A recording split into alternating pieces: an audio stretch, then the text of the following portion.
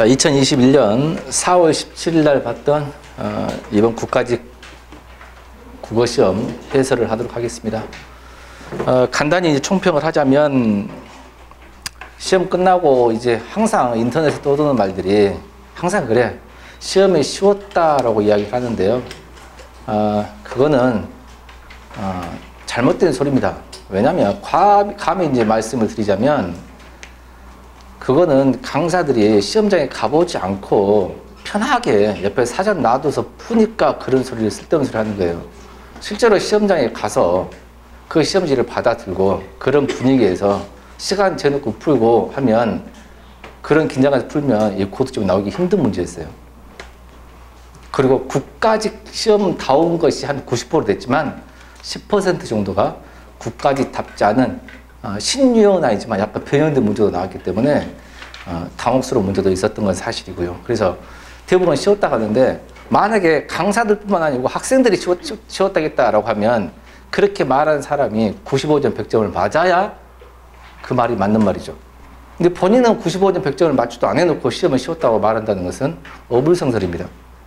그죠? 그러니까 실제로 쉬웠다 하는 말에 대한 그런 말을 믿지를 마세요. 그죠?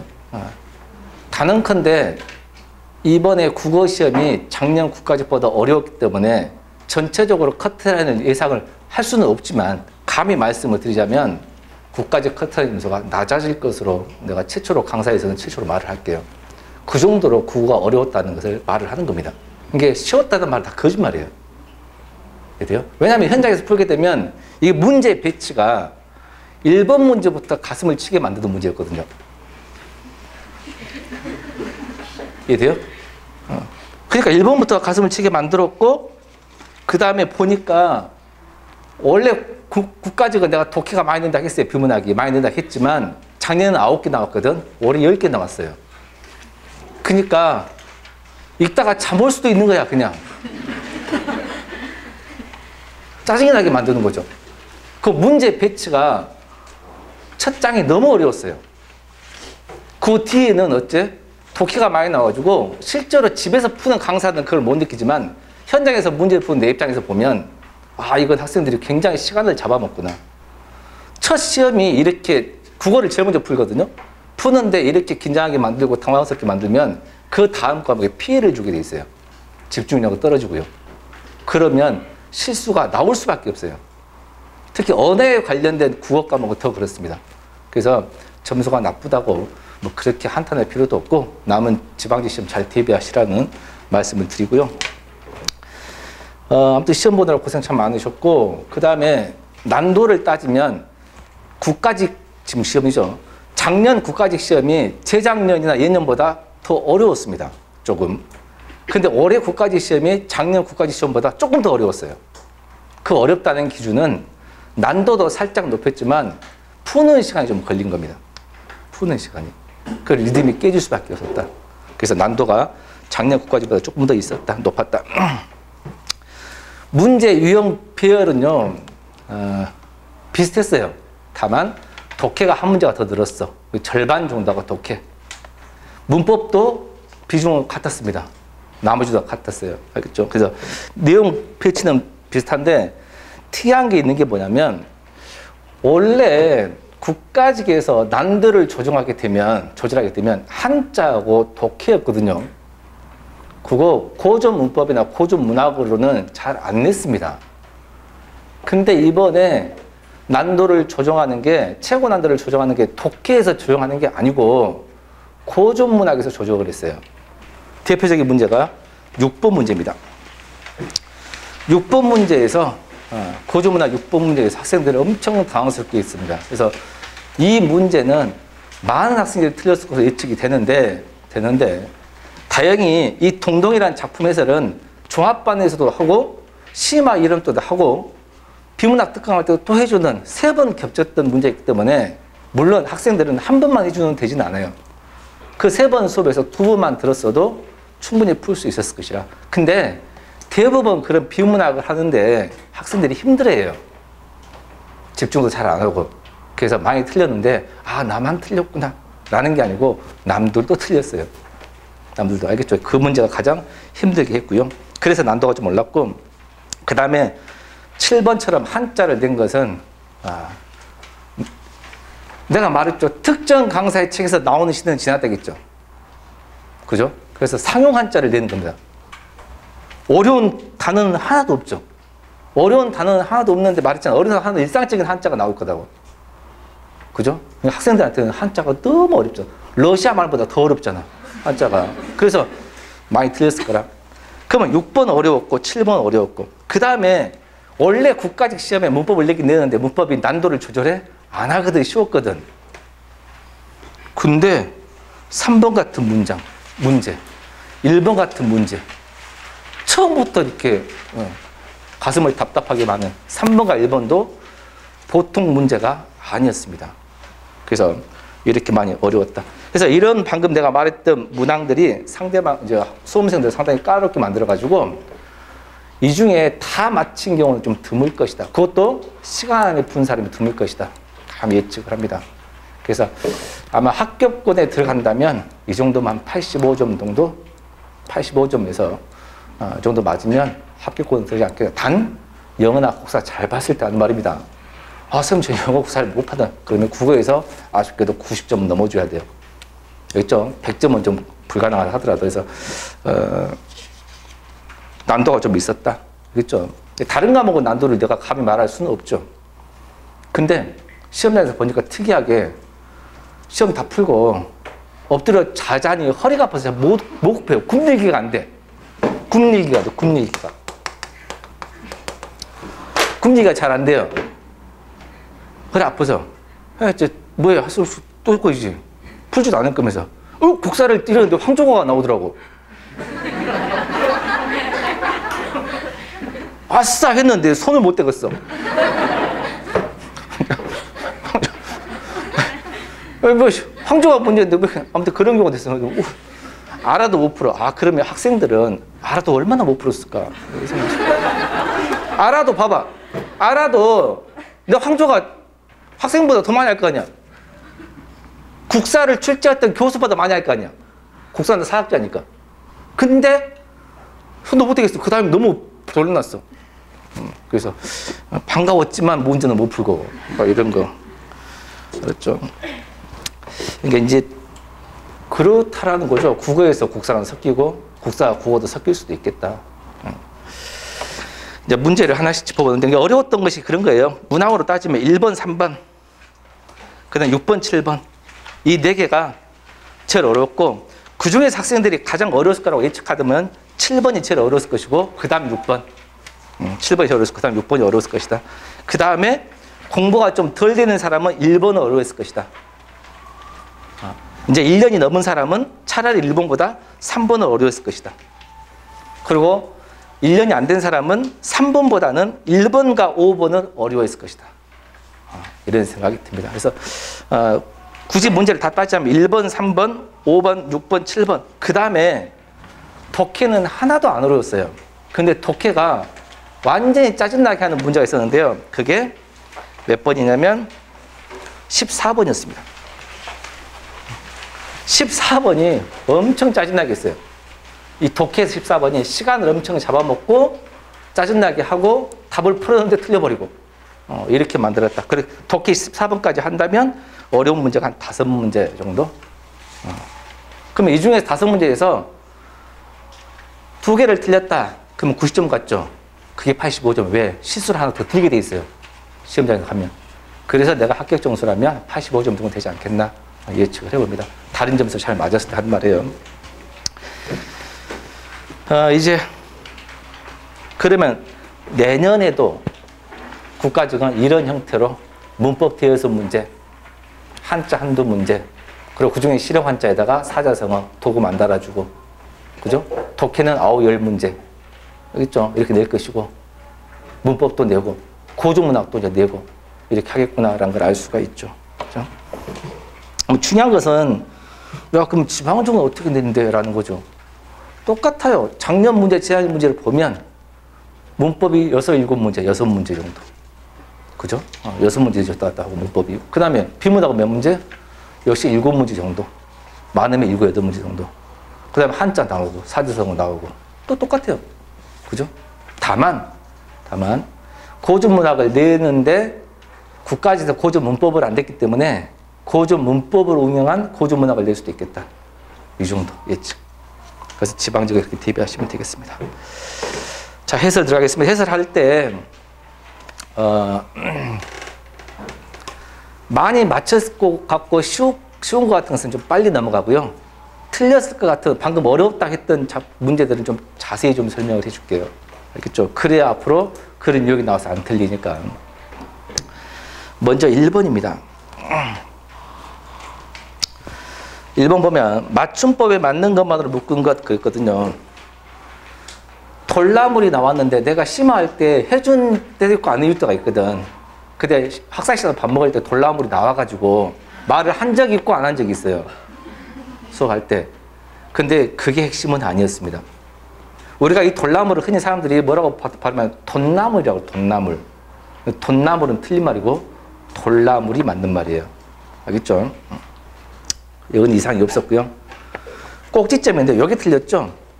이거는 문제풀이 시간에 했던 말 안 했던 말? 했던 말이죠. 그죠? 그래서 꼭지가 우리말 아닌가? 그래서 꼭지점에서 시옷을 쏘져야 되는데 안 썼기 때문에 틀렸고요. 그래서 1번은 아웃입니다. 페트병은 페트가 서구 외래어지. 서구 외래어 뒤에 우리말이 붙으면 사실 쓴다 안 쓴다? 안 쓴다.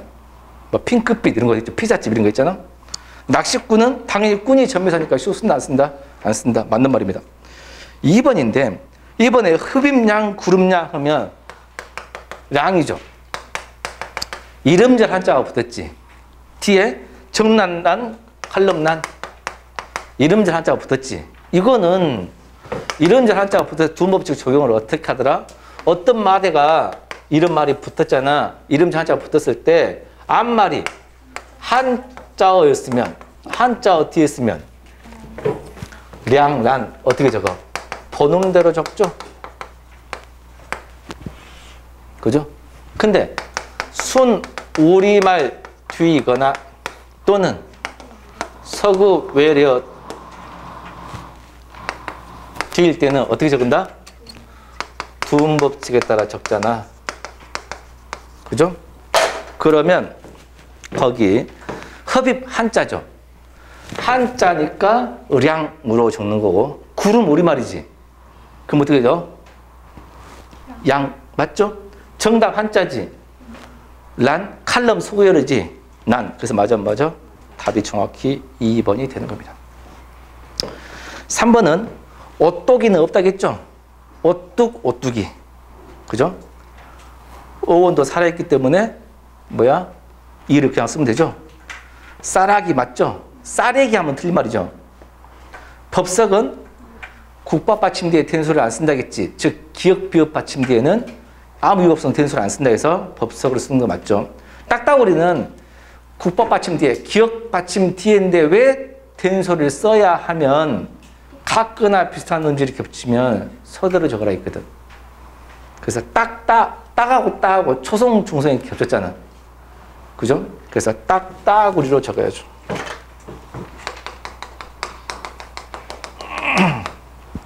그래서 이거 틀렸습니다. 그 다음 4번은 한자 어기 결합이면 시옷 써, 안 써? 안 써. 근데 6개 외우라겠죠. 고가 같은 새빵에 사용하고 이렇게 외워도 되고 차 타고 세수를 외워도 된다겠지. 그걸 하면 차 타고 세수에 없는 게 뭐가 있어? 고가 같은 새빵 시리즈 없는 게 뭐야? 화병. 그리고 화병은 또 추가해줬죠. 화가 순 우리말 아니 불화자이기 때문에 어쩐다 시옷 쓴다 안 쓴다? 안 쓴다 라고 해서 수업 시간에 다 해줬다. 그러니까 해줬는데 그렇게 설명한 강사가 제일 얄밉죠. 해줬지 나왔지 하며 니네 해줬지만 수험생은 한두 번 해갖고는 안 되는 거잖아. 그죠? 이 문제도 말은 해줬지라고 하지만 학생들은 많이 힘들었을 거라는 생각이 듭니다. 이해돼요? 그리고 왜냐면 이게 난도가 좀 국가시 때 냈으면 4개씩 단어가 있잖아. 한 2개씩은 틀려줬어야 돼요. 그 틀린 게 하나씩만 있잖아. 그러니까 더 어렵게 느낀 겁니다. 하나를 못 찾으면. 알겠죠? 그래서 어렵게 생각했다라는 겁니다. 이거는 공부한 지 한 1년 정도는 되면 맞췄고 그렇지 않으면 맞추기 힘들었다. 근데 문제는 1번 문제에서 힘들어 버리면 시험 패턴은 완전히 무너집니다. 당황스럽고요. 알겠죠? 그 다음 2번 기억의 기억의 단어와 의미와 같은가? 포장지에 쌌잖아. 그러면 기본형이 싸다지. 싸다잖아. 그러면 싸다가 포장지에 싸지. 그러면 일단은 뭐가 맞아야 돼? 차례수가 맞아야 돼요. 그죠? 그러면 선물을 싸다지.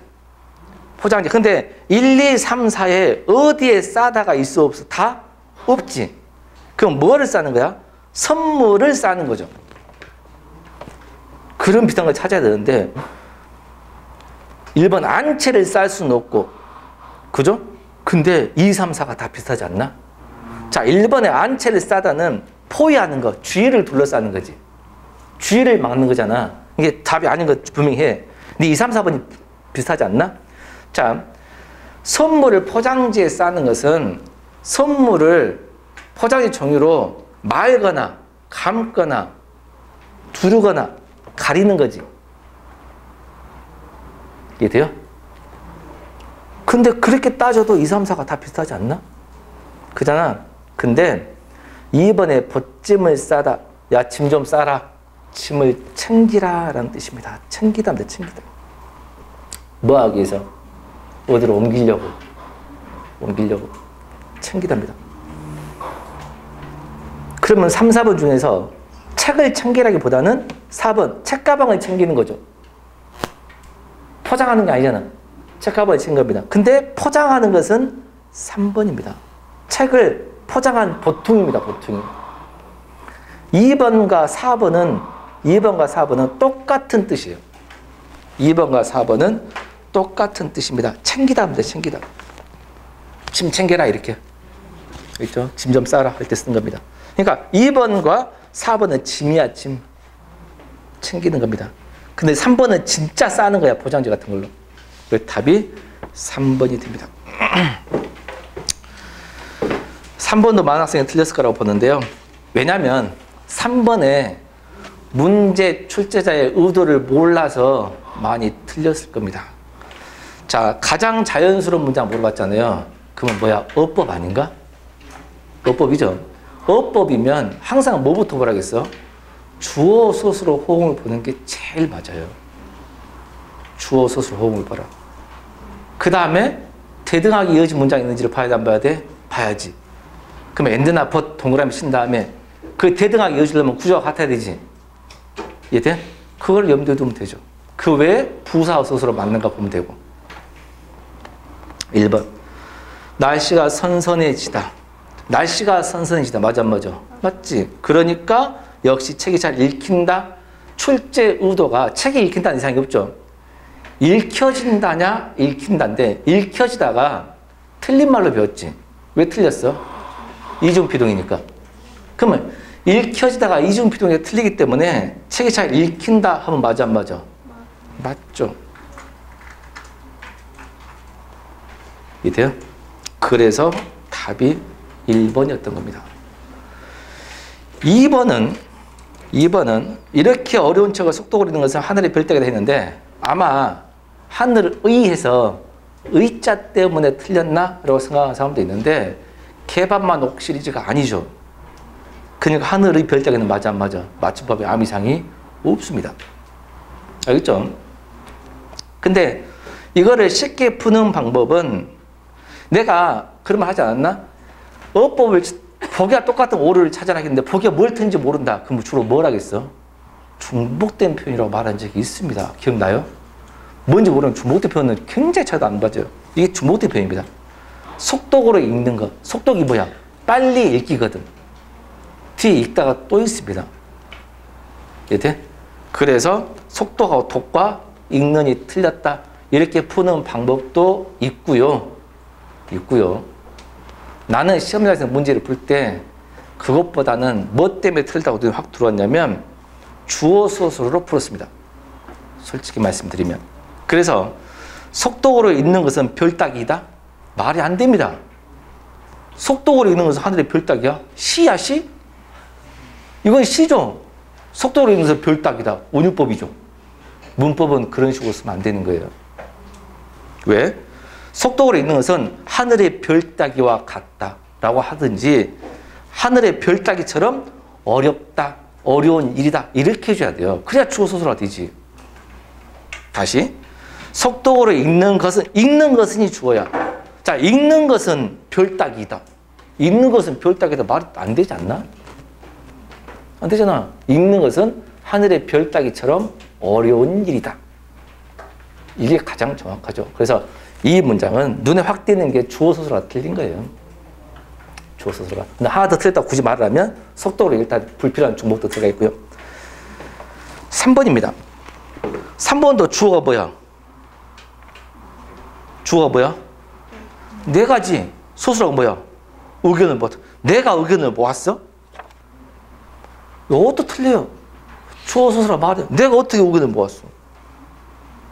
그죠? 안 맞잖아. 내가 의견을 모았다. 안 되잖아. 그러면 또 틀린 건 뭐냐면 내가 이 일의 책임자가 되기보다는 뭐가 되겠다 이렇게 하겠지. 봐봐. A보다는 B다지. 뭐뭐 책임자가 되기보다는 뭐가 되겠다 이렇게 하겠지. 그래 안 그래? 추어서 또 안 맞아요. 그 다음 자세히 보면 이 일의 책임자가 되기보다는 직접 찾기로 누구를 찾아야지. 직접 책임자를 찾기로 했다 이렇게 써야지. 여러 가지가 틀렸습니다. 그래서 목적어도 없습니다. 누구를 찾다. 이해된가요? 마지막. 그는 이거를 학생들이 이게 2번, 3번은 틀린 부분이 두 가지 이상씩 있어요. 긴장만 안 했으면 풀 수 있는 건데 이게 왜 어렵냐면 1번 때문에 어려웠다니까? 2번 때문에 더 어려웠고 그러고 푸니까 집중이 안 돼버린 거야. 팍 깨져버린 거야. 이게 1, 2번이 쉬웠으면 3번을 처음 나왔으면 그렇게 어렵지 않았을 수 있어요. 그 다음에 4번은 하나가 틀렸는데요. 딱 눈에 띄는 게 뭘까? 과겠지. 그는 시화전을 홍보하는 일과 시화전을 진행해.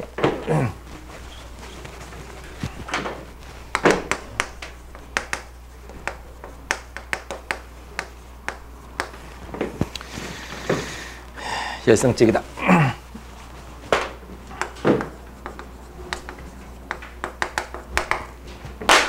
봐볼까? 어디를 딱 동그라미 쳐야 되는가? 하지? 그러면 시화전을 홍보하는 일. 그럼 어디까지 끝내야 돼? 여기 끝내야지. 이게 대등이 된가? 대등 자체가 말이 안 돼요.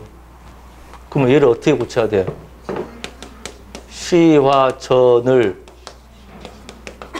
진행하는 일에 이렇게 써야지. 그게 똑같지. 다만 똑같으니까 하나 빼면 안 되나요? 빼면 더 좋지. 그는 시화전을 홍보하는 일과 진행하는 일이었어. 이렇게 하지. 그래 맞잖아. 대등 자체가 안 된 거예요. 요걸로 살리고 싶다. 그러면 뒤에를 이렇게 써야지. 시화전의 홍보와 이렇게 하든지. 이걸 살리고 싶으면 시화전의 홍보와 시화전 진행 이렇게 하든지. 아니면 시화전이 또 중복됐어. 그러면 시화전의 홍보와 진행이 이렇게 하든지. 이게 눈에 띄어져.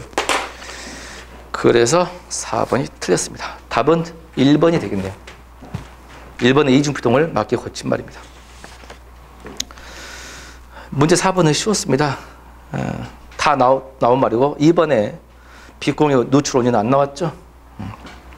이건 쉬웠을 것이고요. 5번입니다. 기억의 어감만 불규칙하게 바뀌었냐? 어미만 바뀌었냐? 아니면 둘 다 바뀌었냐? 그 말 아닌가? 걸음이 이런 것은 항상 기본형을 찾아서 어간에다 아나 어를 집어넣으라겠죠. 걸음이 빠르다는 기본이 뭘까? 빠르답니다. 빠르에다가 뭘 집어넣어? 아를 집어넣으면 뭐가 돼? 빨라. 무슨 불규칙? 르 불규칙은 어감만 바뀌었어? 어미만 바뀌었어? 어감만 변했지. 어감만 변. 그 다음 꽃이 노라면 꽃이 뭐야? 노랗다지. 노랗다 아를 집어넣었어. 그럼 뭐가 돼?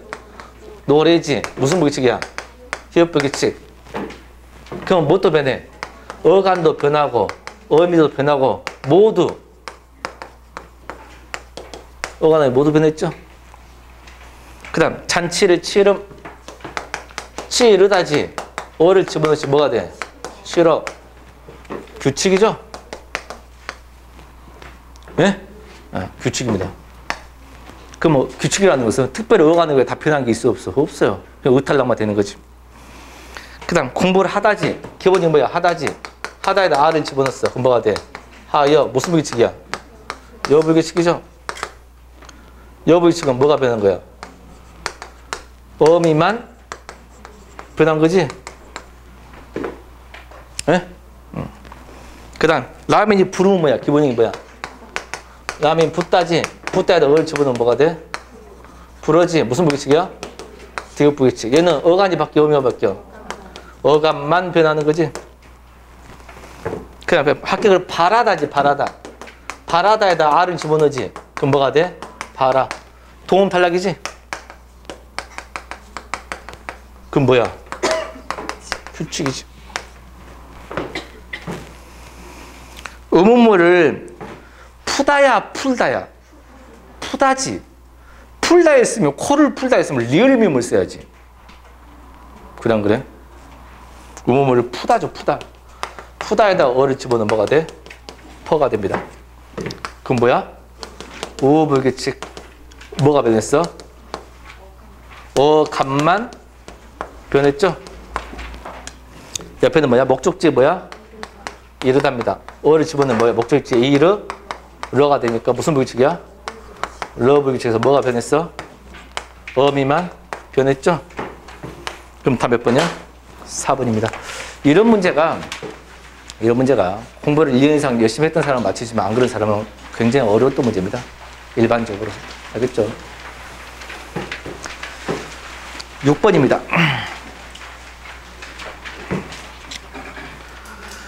기어부터 리을 의미로 적절히 않는 겁니다. 동동. 2월 보름에 높이 현이 뭐라겠지? 현 그랬죠. 그럼 막 그거까지 막 쓸데없이 설명해주고 막 그랬잖아. 옛날에 뭐 현을 뭐 이렇게 썼는지 어떻느니 뭐 이렇게 변했는지. 예? 현. 이 켜다가 불을 켜다 뜻도 있고 못되게 있어. 악기를 켜다 연주하다 뜻도 있고 당기다 뜻도 있겠지. 그렇게 설명 다 했죠. 만인 빛을 쯧이샷 2월 보름에 높이 켠 등불답다. 누가? 님이. 만명을 비추실 모습이시다. 동동다리. 3월을 지나며 개한핀 늦봄 달래꽃이여 진달래꽃이여 누가? 님이. 남의 불을 쯧을 지녀나셨다. 쯧을 이어진 거지. 끊어져 그러면 쯧. 이 쯧이 뭐가 되겠어? 쯧. 오늘날 뭐가 되겠어? 쯧. 이렇게 바뀌는 현상을 뭐라 하겠더라? 전설 모마 현상이라고 했고, 옛날에 이 쯧이 모습과 뭐를 다 나타낸다고? 행동을 다 나타내는 말인데, 지금은 하는 짓 좀 봐라. 그럼 뭐만 됐어? 행동만으로 나타내서 의미가 어떤 단어라겠죠? 의미가 축소가 된 단어라고 했죠. 그리고 거기서는 어떻게 해석한 거야? 모습이라고 해석을 했다라고 했습니다. 그래서 남의 불을 쯧을 남이 부러워할 모습을 지녀나셨다라고 한 겁니다. 다 했다고 말하기 정말 미안하더라고. 아무튼 안 하는 강사는 없겠지. 다 했는데 학생 입장에서는 해 안 해? 안 해. 이렇게 안 되겠지 하고 안 하는 겁니다. 많이 틀렸을 거예요. 4월 아니 잊어 오실서 꼬리 세워. 4월을 아니 잊어 오실 게 꼬리 세워지. 그죠? 무슨따는 무심하다가 아니고 무슨이 뭐야? 무슨이야 무슨. 무슨따는 무슨 일로 이 말이에요. 무슨 일로 녹사님은 옛날에 읽고 싶은 거 잊었는가 그 말이에요. 무슨 일로 어째서 어찌하여 그 말이죠. 어찌하여 무슨 일로 어찌하여. 그죠? 그래서 무심하다는 엉뚱한 말입니다. 답이 4번이 되겠네요. 7번. 한자표 오른 건데 현실할 때 그 실이 무슨 실자야? 이건 집. 화장실, 교무실, 왜냐? 집 또는 뭐야? 방. 이란 뜻으로 실입니다. 알겠죠? 그래서 현실은 뭔 집이 나오겠냐? 현실은 뭘 써야 될까? 열몇 시자를 써줘야겠죠? 문제는 야박인데 앞에 야자가 들 야자지. 뒤에 박자가 무슨 박자야? 열이 박빙 할 때 배운 거지. 무슨 박자야? 열이 박빙. 박. 얇을 박자지? 그러면 야박한 것은 얇아. 두터운 게 아니고 후덕한 게 아니고 잘 안 줘. 인색해. 이해돼요? 맞잖아. 박. 근데 선생님 나는 야자 때문에 들다고 생각했는데요. 이 야자가 뭐야? 들 야자지. 들이란 이 한자가 들이니까 뭐야? 사람이 잘 안 사는 곳이지. 소외되었다. 들 거니까 뭐야? 들이니까 뭐야? 거칠다. 이해돼요? 안 좋다. 이런 뜻입니다. 안 좋다. 그래서 야박한 것은 안 좋다 의미고 박도 박주 같은 건 별로 안 좋은 술이잖아. 얇은 술이라고 하지 않잖아. 그래서 야박이 맞습니다. 3번은 근성인데 이거를 한자를 하도 모르니까 이 뭐가 있냐면 이거를 고른 사람도 많이 있었을 듯 싶어요. 이해돼? 근데 이걸 좀 많이 안 봤나? 이거 좀 많이 안 봤어요? 박원수 시장 죽고 세월호 때 죽고 이거 진짜 항상 이거 안 보자 이렇게 옆에 또 이런 거 따라가지 않지? 많이 봤죠? 누가 죽었을 때 쓰잖아. 그 검은색을 붙이고 다니잖아 이렇게. 안 봤어요? 누가 죽었을 때 상주들 리본 메고 다니잖아. 누가 죽었다는 뜻이에요. 이게 근조거든. 삼가할 근이거든요. 삼가할 근자. 삼가 조이를 표합니다. 삼가다 뜻입니다. 조이를 표하는 거. 조이. 그냥 타고난 순부 근성인데 죽여본다 그 말일까? 타고난 원래부터 가지고 있는 뭘까? 뿌리. 원래부터 가지고 있는 뿌리 성질 근성. 뿌리를 말하는 거죠.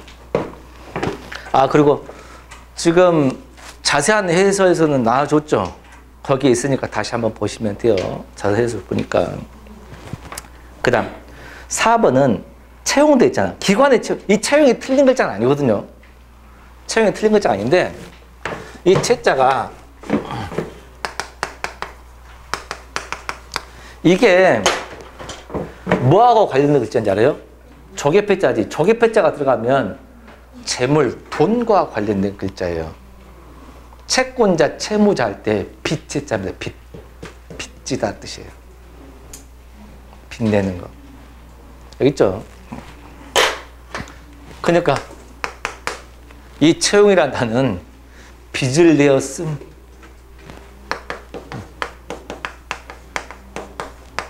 차용과 같은 말입니다. 복수표준어입니다.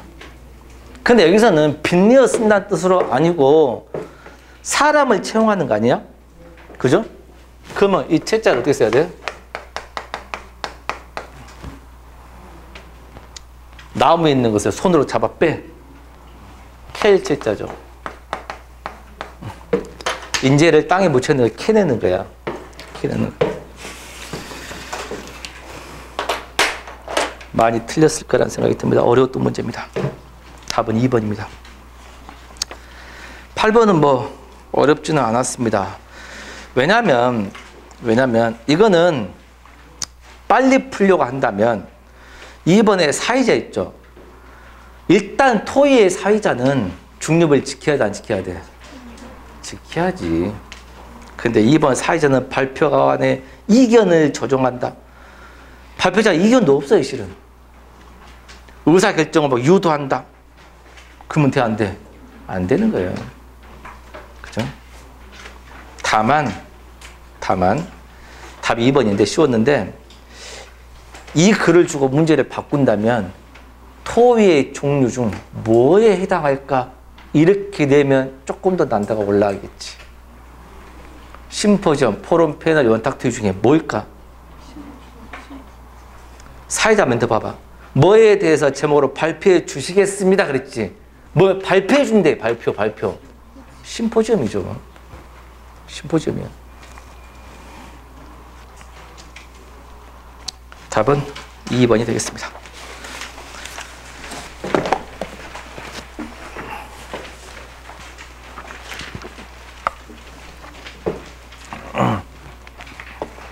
어려운 문제만 자세히 설명을 하고 시간 관계상 쉬운 건 빨리 넘어갈게요. 9번은 공손하게 말하기 위한 설명인데 이것도 틀릴 수 있거든요. 어쩌면 틀리냐면 글을 잘못 읽어서 틀려요. 몰라서 멍청해서 틀린 게 아니고 글을 잘못 읽어서 틀릴 수 있습니다. 왜? 1페이지에서 엄청나게 지금 스트레스 받았거든. 그래서 다 맞는 것처럼 보이는데 3번 디귿 디귿은 보기 디귿 봐봐. 상대방이 관용을 베풀 수 있도록 문제를 자신의 탓으로 돌리라 했거든. 자신의 탓으로. 그래서 3번 디귿 보세요. 혹시 네가 설명 이해 가니 물으니까 네 목소리가 작아서 그러겠잖아. 네 목소리. 이거를 틀렸다면 내 목소리가 작아서 잘못 들었을 거예요. 네 한 글자 때문에 틀렸을 수 있으면. 왜? 긴장하니 그럴 수 있어요. 그래서 쉽다면 엄청 쉽고 긴장했으면 엄청 어려울 수 있고. 알겠죠? 그래서 네 목소리가 작아서 이렇게 하면 안 되지. 그래 안 그래? 네 탓으로 돌렸잖아. 그러니까 맞아 안 맞아? 안 맞죠. 자신의 탓으로 돌리라겠는데. 제가 소리가 잘 안 들려서 제가 집중을 못해서 놓쳤는데 이렇게 하고 있죠. 그죠? 그래서 3번이 적절하지 않고요. 10번입니다. 하버마스 주장 그 새끼 누군지 몰라요. 근데 그냥 주장 읽으면 되죠. 그죠? 읽으면 됩니다. 그랬더니 읽어봤더니 예, 뭐 미디어 플랫폼이고 콘텐츠 많아지고 뭐 대중매체 오락 발달하고 하잖아. 그렇게 하죠. 민주적 토론이 증가됐다고 감소됐다고. 감소됐다 그런 내용이었죠. 읽어보면. 그래서 답이 4번임을 알 수 있고 시간이 걸려서 그렇게 어렵지는 않았습니다. 자, 민주적 토론이 감소됐다. 그런 것 같아요? 콘텐츠가 발달할수록? 왜? 더 그럴 것 같아? 자기가 좋아하는 콘텐츠만 계속 노출되니까. 이해돼요? 11번입니다. 11번이 원래 약한 사람은 굉장히 약해요, 이게. 원래 강한 사람은 굉장히 강하고. 자, 폭설, 즉, 대설이란 뭘 말한다 그랬지? 그러면 뒤에 나온 것은 뭐야? 대설에 관련된 거 나와야 돼요. 알겠죠? 근데 니은에 보면 또한 경보는 그랬어. 리을 보세요. 이때 대설의 기조 주의보는 그랬지. 그러면 대설주의보, 대설경보 이야기네? 그죠? 그러면 리을 보세요. 이때 대설 기준으로 주의보는 어쩔 때고 또한 경보는 어쩔 때고 다만 산지는 어쩔 때야. 그때 발령돼. 그러니까 대설이 뭐라고 맨 처음 설명했지. 그 다음에 대설주의보가 어떨 때 발령하고 대설경보는 어쩔 때 발령하고 다만 산지에서는 어쩔 때 발령된다. 그랬지. 그러면 니은과 디귿 리을이 대설과 관련된 맨 앞으로 나와야 됩니다. 그리고 기업과 미음은 그 대설주의보 때문에 경보 때문에 교통 마비되고 이뿐만 아니라 운송부 다 작살난다. 나쁜 영향. 그게 나왔어요. 그래서 대설에 관련된 내용, 대설주의보 경보가 관련된 기준에 나온 것은 니은, 디귿, 리을이 앞으로 나오고 기업과 미음은 이것 때문에 대설 때문에 피해받는 영향이기 때문에 뒤로 가야 돼. 다 몇 번이야? 3번이었습니다.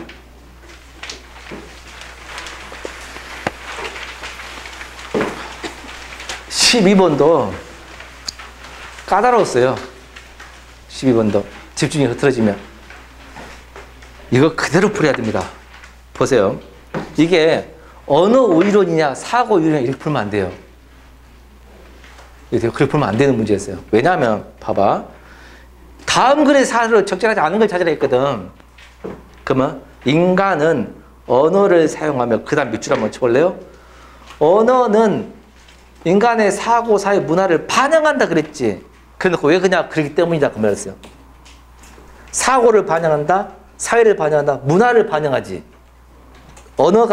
언어의 사고, 문화, 사고하고 사회, 문화를 반영한다 그랬잖아. 1번. 영어의 쌀에 해당하는 우리말에는 이렇게 많아. 뭐가 반영된 거야, 언어에? 농경사의 문화가 반영된 거예요. 그래서 1번도 맞는 말이에요. 2번. 어떤 사람은 산도 파랗다고 물도 파랗다고 보행신호도 파랗다 그래. 이것도 반영이 됐어 안 됐어? 됐죠. 뭐가 반영됐어? 사고. 그러니까 이건 뭐야? 언어가 누구한테 영향을 줘? 사고한테 영향을 주죠. 파랗다고 배우니까. 이해돼? 쌤 근데 아까 사고가 언어한테 반영된다고 안 했어요? 두 번째 문단을 보세요. 두 번째 문단 봐봐. 언어와 사고는 기본적으로 상호작용을 한대. 둘 중 어느 것이 먼저 발달하고 어떻게 영향을 주는지 알 수 없다는 거야. 그러니까 사고가 언어한테 영향을 줄 수도 있고 언어가 사고한테 영향을 줄 수 있다. 이해돼? 그게 상호작용이야. 그러니까 2번은 언어가 사고에 영향을 줬어 안 줬어? 좋잖아.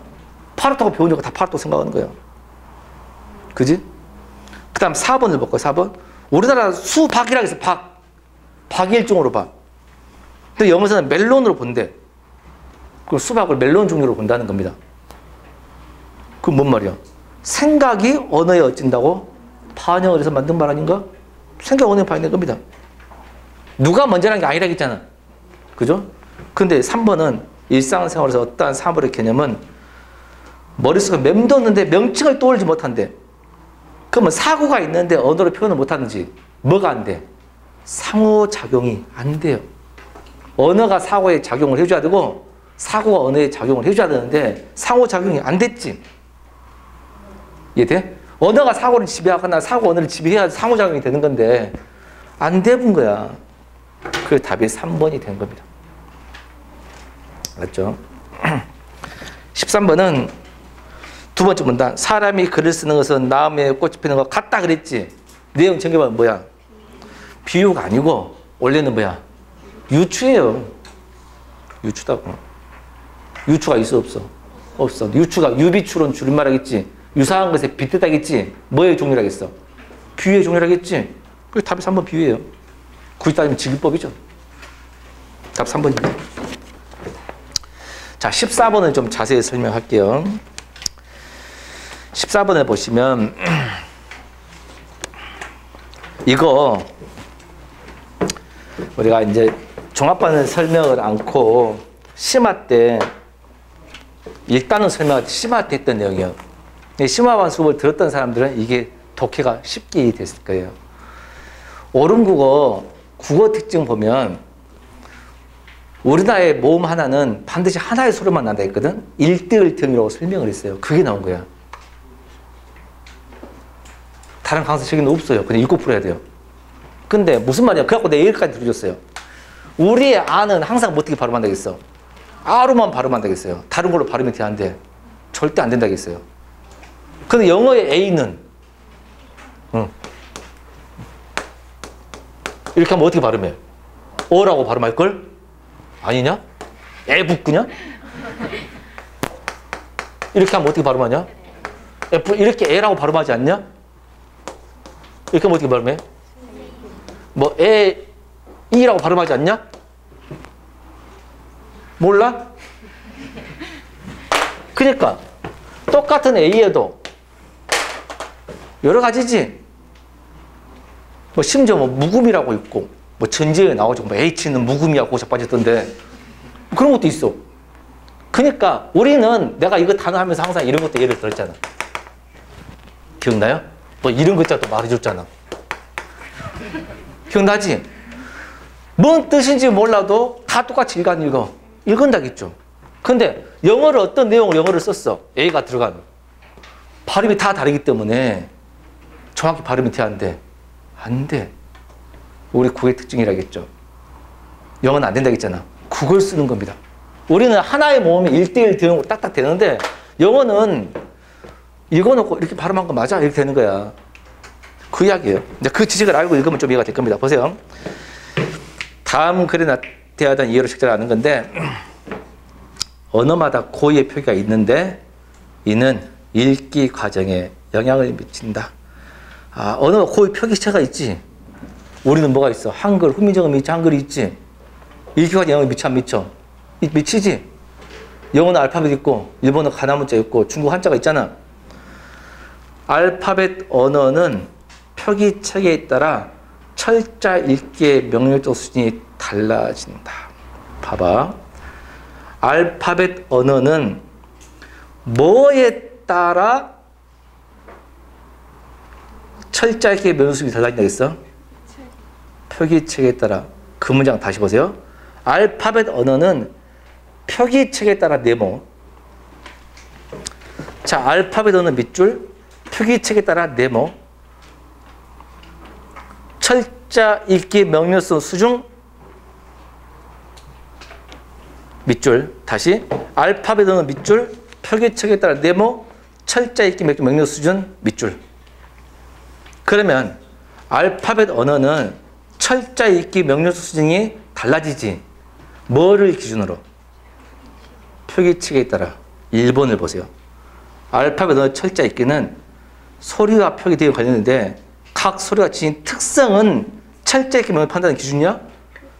표기체계에 따라 달라진다겠지. 소리가 지닌 특성이 달라지기 때문에 하는 게 아니에요. 이해된가? 그러니까 1번은 맞힌 사람은 안 나와서 맞았다고 운 좋게 맞은 건데 안 나온 게 아니고 틀린 말입니다. 뭔 말인지 알겠지? 그거 나왔어요. 그러니까 표기체계에 따라 달라지는 기준이 표기체계예요. 소리 특성 때문에 달라진 게 아니고 소리 특성이 명수 판단 기준이 아니라고. 뭔지 알겠죠? 답이 1번이었어요. 그럼 나머지는 왜 맞냐? 찾으면 되죠. 철자가 명료하다는 거. 아, 명료하다는 것은 한 글자에 대응되는 소리가 규칙적이야. 우리 한글처럼. 아는 무조건 아로만 발음돼. 글자와 소리 대응이 거의 1대1이야. 1대1. 아는 아로만 발음해. 그 외로 이탈리아, 스페인은 그러니까 여기 보세요. 이탈리아어가 있고 뭐가 있어? 스페인어는 이탈리아, 스페인어는 거의 1대1이라겠지. 그지? 소리 대응이. 그러면 하나의 의문이 하나의 소리만 난다는 거잖아. 우리 한글처럼. 그죠? 이 두 언어의 사용자는 의미를 전혀 모르는 새로운 단어를 발견하더라도 보자마자 정확한 발음을 해.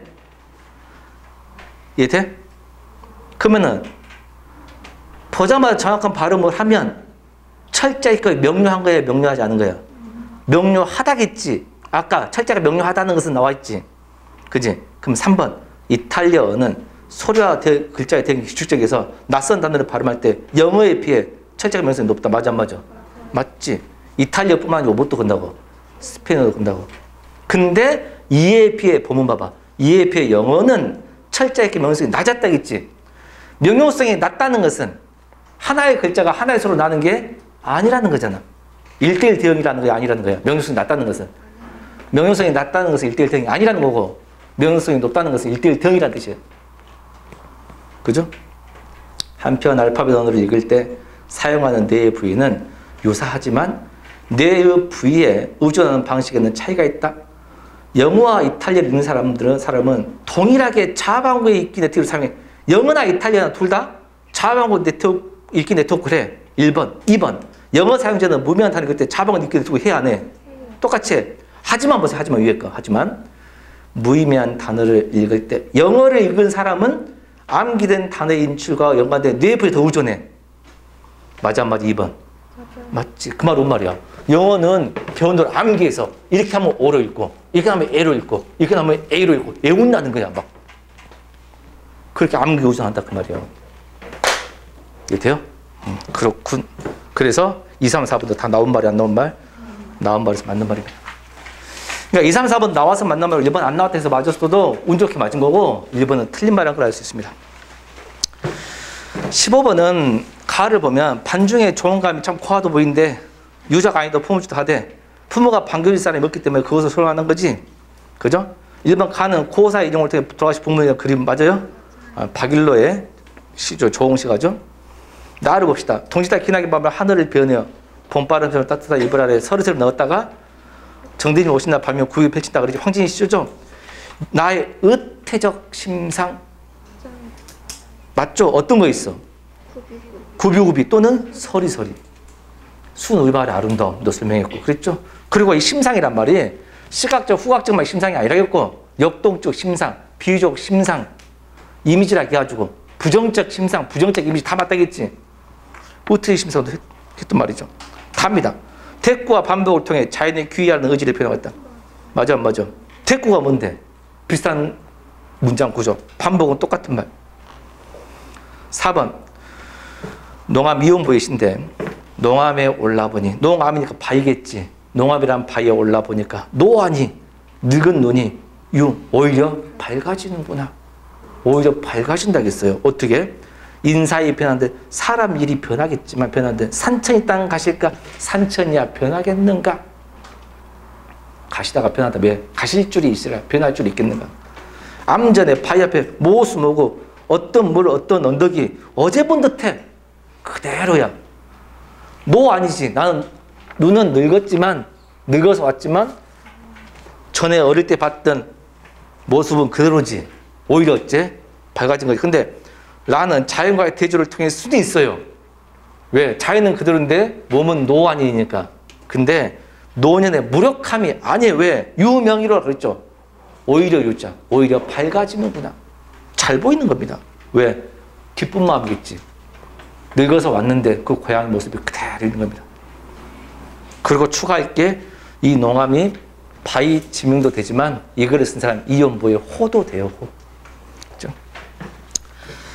16번은 수필이에요. 수필. 내용은 그거였죠.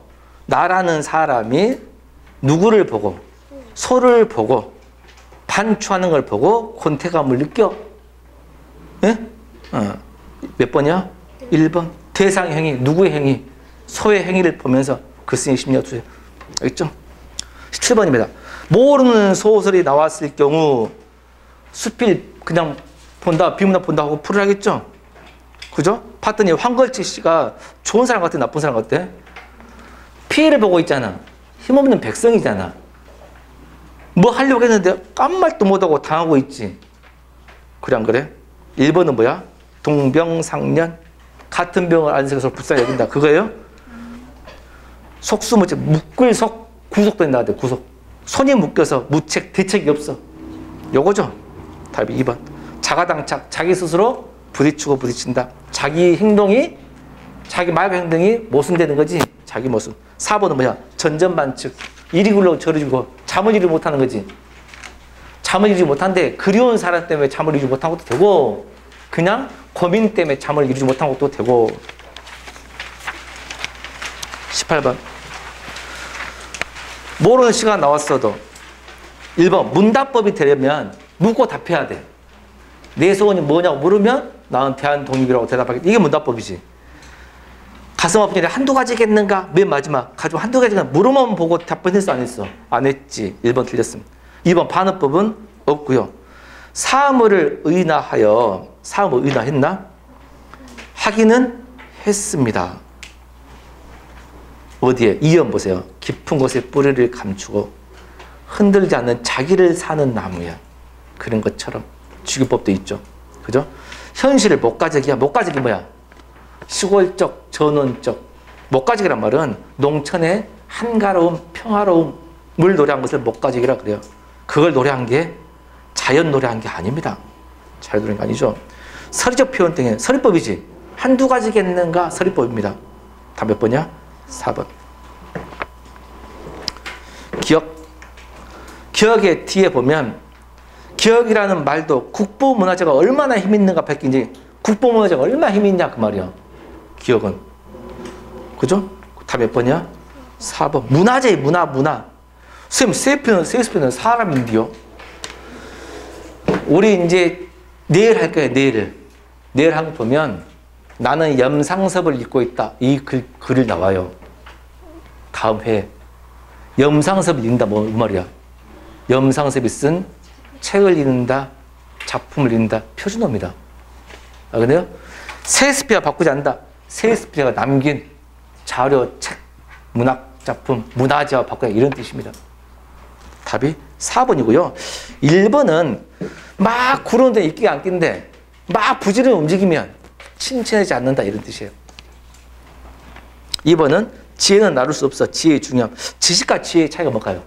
지식은 남한테 책을 보고 받을 수 있는 거고 지혜는 스스로 깨닫는 겁니다. 스스로 깨닫는 지혜는 나눌 수 없다. 사람은 겪어봐야 알고 물은 건너봐야 궁금하냐. 사람을 겉으로 판단하면 안 된다. 겪어봐야 안다. 20번. 추론한 내용을 실을 아는 것. 분류 개념이 있어. 그죠? 근데 그 하나만 봅시다. 네 번째 줄.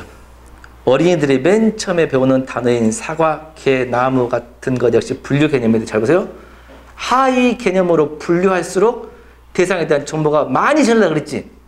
하위 개념으로 갈수록 정보가 많다고. 하위 개념 정보가 많다고. 1번. 호랑나비하고 나비 중에 누가 더 하위 개념이야? 호랑나비가 하위 개념이야. 그럼 호랑나비가 정보량이 많지. 근데 호랑나비는 나비에 대해 정보량이 적다 해서 틀렸지. 정보량이 많다 해가지고 그렇지. 바로 1번이 틀렸고 나머지 다 나온 말입니다. 답 1번이었습니다. 그래서 시간 관계상 나머지 것은 이렇게 빨리 했고요. 어려운 문제를 자세히 설명했습니다. 아무튼 시험 보느라고 고생 많았던 말씀 다시 드리고 의기소침하지 마시고 지방지구 TV에서 더 최선을 다하고 남은 수업 끝까지 최선을 다해 수업할 테니까 잘 들으시기 바랍니다. 마칠게요. 고생했습니다.